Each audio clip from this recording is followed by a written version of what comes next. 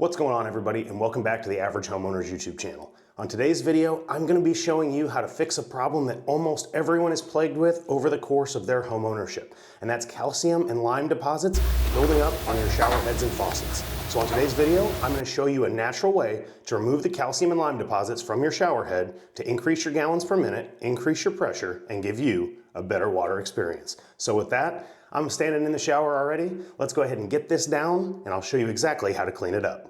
Let's go.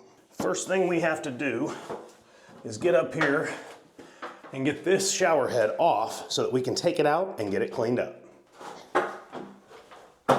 Oof, probably need a spotter here.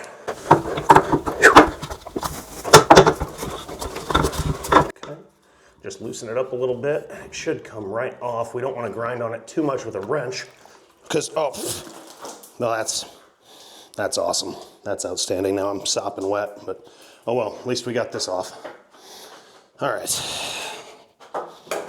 So I showed it a little bit in the intro, but if you look right there, you can see that lime and calcium buildup. That's going to cause you to have a drop in water pressure, a drop in gallons per minute, and for water to squirt all different directions when you're trying to use it. And that's just not a comfortable experience, and it can get water all over things where water's not supposed to be.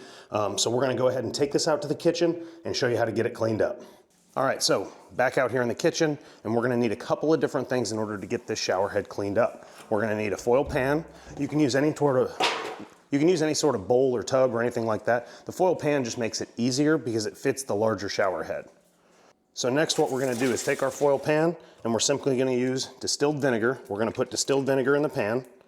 You can also use a little bit of dish soap too, but distilled vinegar is normally all you're gonna need to be able to get this done. And you wanna make sure that you've got enough in there that the level comes up to where it will submerge the bottom of the shower head.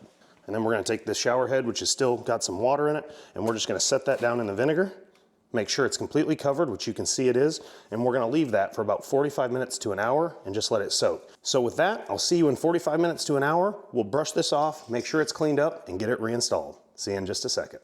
All right, y'all, it has been 45 minutes since we put the shower head into the vinegar. Let's go ahead and take a look at it, see how it cleaned up. We're gonna brush it off and then go ahead and get it reinstalled so we can make sure that we have the water pressure and the flow that we want.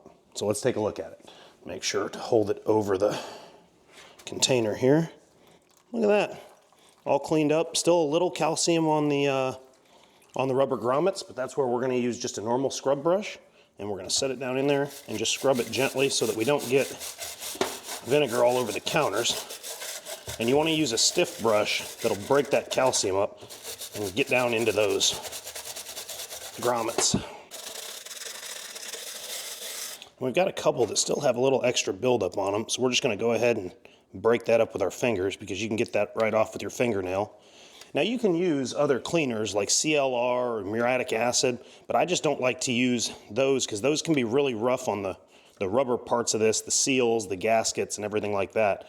I'd rather just take my fingers after it's in vinegar for a little while, and we can leave it sit in there for another hour or so and not even really have to worry about it, but just knocking them off with your fingers will do the job just fine.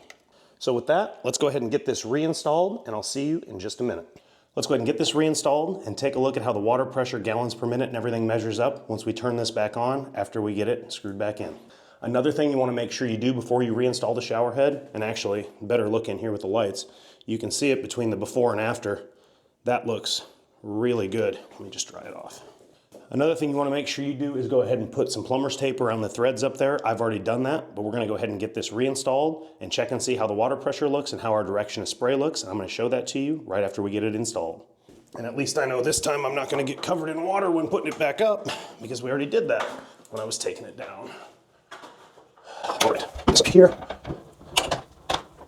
good, at least everything's not wet and shaky. Look at it all. Okay, now,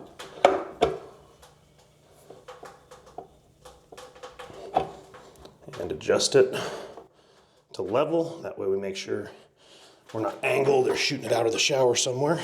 So now I'm going to move the ladder and go ahead and show you all what the spray looks like when we turn it on. All right, that is much better. So let me turn this camera around here and show you. You can see how much better flow we have, how much better spray it is. Everything's headed straight down. There's a couple I can see that are still angled a little bit, so we didn't get it 100% totally clean, but it's significantly better than what it was. All right, so if you found any value in this video, please go ahead and hit that like button, subscribe to the channel, comment down below if there's any videos you'd like to see me make, or comments just help the video do better, so comment something down below. The links to everything I use, my camera gear, the things that I use to clean with are always in the description below. So thanks for watching, and I'll see you in the next one.